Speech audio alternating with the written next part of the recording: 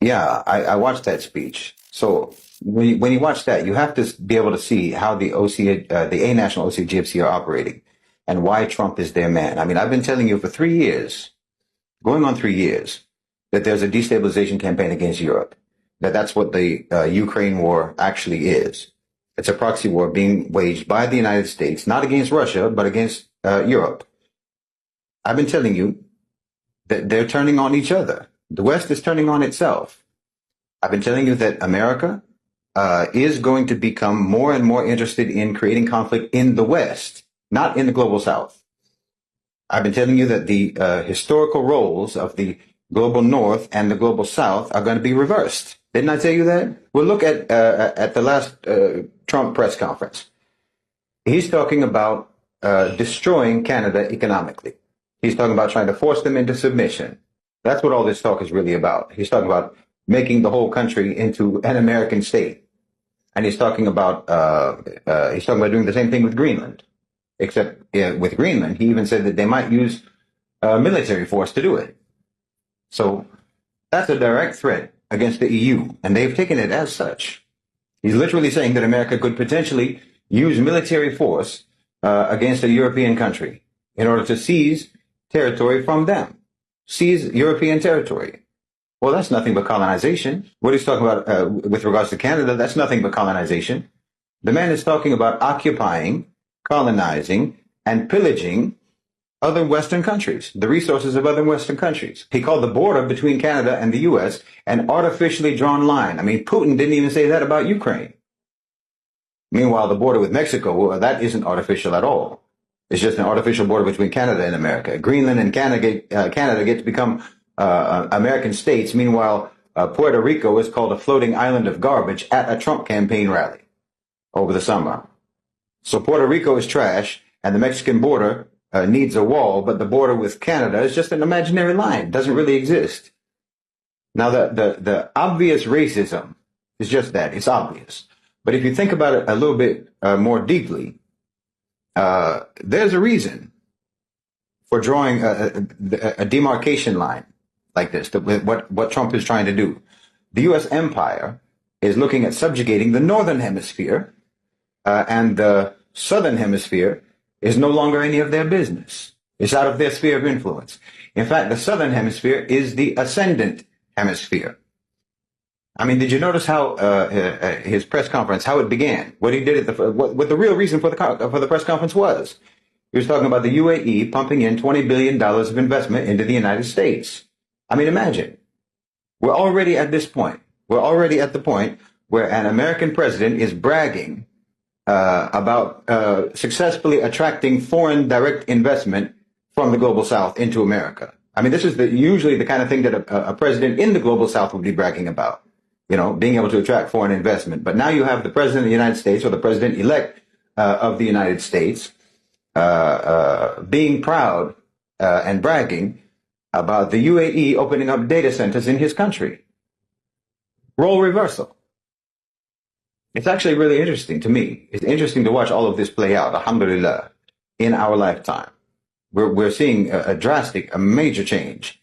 Basically, the neocons, the nationalistic OCGFC, are being placated. This is what Trump is doing. They're being redirected to feed their cannibalistic appetites on other Anglo-Saxons. I mean, this was the West's primary activity for centuries. Before they ever invaded our lands, they just cannibalized each other. That was the main pastime. So we're coming full circle. I mean, of course, the neocons need to maintain a fantasy of power. And I think that that's partly what's going on with Trump's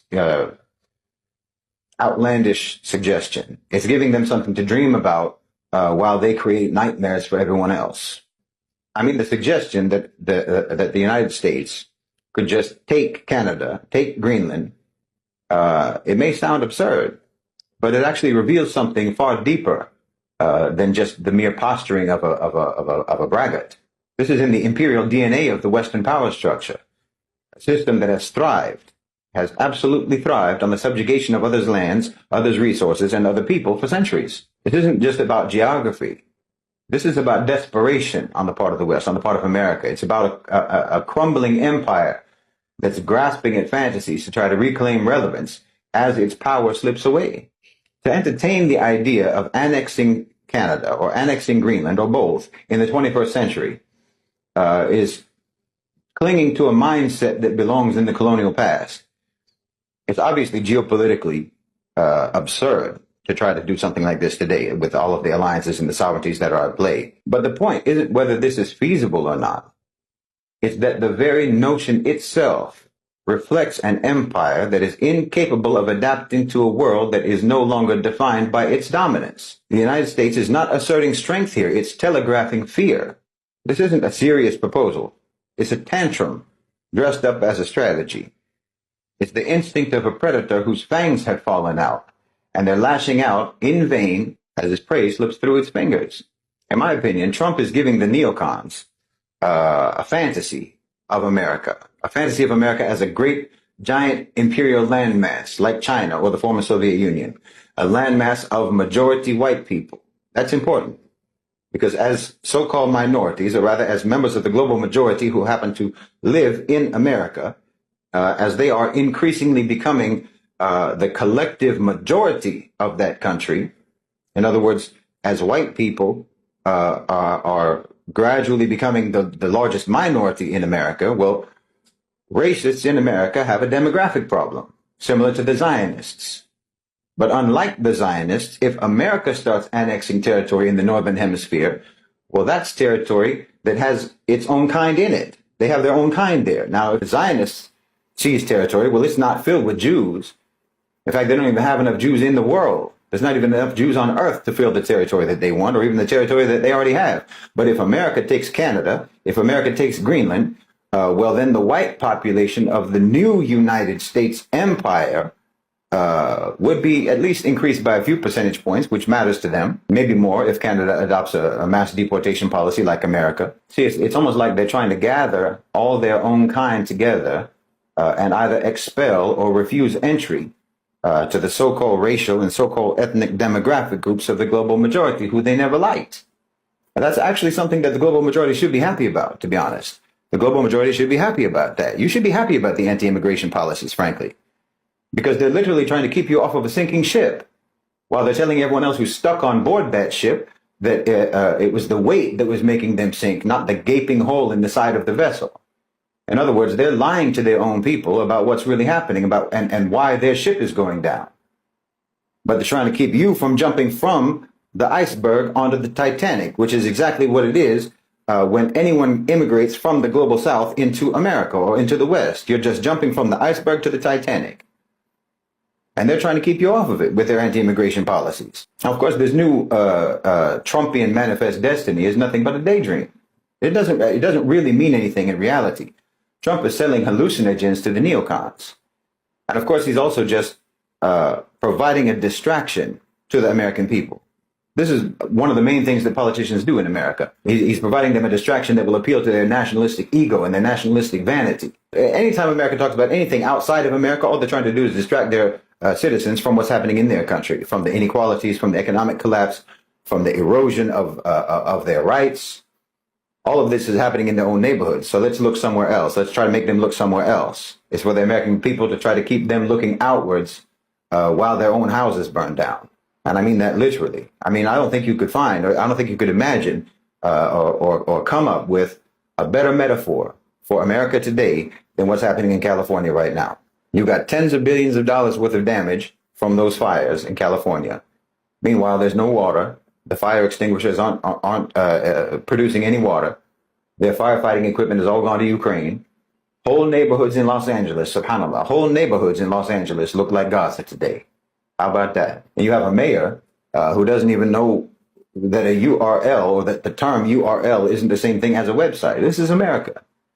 So yes, you pretend that you're going to transform into some huge, expansive geographic empire from the Arctic all the way down to the renamed Gulf of America, just to divert from the reality of your reduction as a world empire. You talk big, even though you can't even fill your own boots anymore. And that's why you talk big, because you're shrinking. Now, no, that doesn't mean that it's all empty talk. It's not completely empty. As I say, the A-National OCGFC have a plan. Is what I've been talking about for 3 years. Relations are going to become increasingly hostile between the U.S. and Canada, between the U.S. and Europe. between the U.S. and the rest of the Northern Hemisphere. Everyone is being misled, in my opinion, with regards to thinking that that Trump wants to have problems with China, that he's trying to make problems with China, or that he's confrontation with China. I don't think that's accurate at all. They're going to be making problems for the West. America's going to be making problems for the West, which essentially just delivers the global South to China and to BRICS. MAGA isn't about helping the American people any more than a corporate restructuring is about helping the workers. That's how you can probably conceptualize what's happening in America. America is downsizing. All while, just like with a company, when they downsize, they're telling everyone that they're just consolidating and they're just streamlining, and that everything they're doing is just going to make everything better than it ever was. They're going to make the company stronger than it ever was, and so on. Meanwhile, the richest of the rich in America are perched with their golden parachutes that will float them off into the global South, while your cities crash and burn. This is the death rattle of a system in crisis. Western colonial capitalism, in its current form, is unsustainable, and that's obvious. The U.S. economy has been hollowed out by financialization, by deindustrialization, and it can no longer stand on its own. That's a fact. The system runs on blood. The system runs on turmoil. Canada and Greenland and Europe have had a good run in terms of being able to orbit the United States without ever having gotten sucked into the vortex of that vampiric system. But that good run is over, and they're going to get sucked in. The same system that they used to pillage the global South is turning its sights around. You've heard about those prisons where the inmates rebel and take over the facility. Well, it's kind of like that, I think. The world today is kind of like that. All of your former prisoners, the colonized countries, the so-called developing countries, your former prisoners, have taken over the jail. And now the rifleman in the gun tower is turning his rifle around, because he can see which way the wind is blowing. He can see who's actually in charge now. So now you've got prison guards who are stripping off their uniforms to try to put on the prison blues, because your uniform just makes you a target. I'm talking about the West now. Oh, the tables are turning. I mean, look at this UAE investment that no one seems to want to talk about. I mean, think about that. The UAE investment was literally the only actual substantive thing, the only actual thing of substance that Donald Trump even talked about at that press conference the other day, and no one's even talking about it. No one is even mentioning that that's actually the reason for the thing. Everyone's talking about Canada, everyone's talking about Greenland, Panama Canal, and so forth. No one even noticed the fact that Mr. America First is bragging about $20 billion in foreign direct investment that's going to go to operate exactly the same way in America that Western investment always operated in our countries. That's exactly what they're doing. I mean, literally. The UAE is doing the exact same thing that the West has always done to us. But no one can see it, and no one's talking about it. You have to understand that the way foreign investment works is like a syringe. They tell you that it's injecting you with medicine, but what they actually do is stick that needle in you to suck your blood. So you think that they're injecting, but they're actually extracting.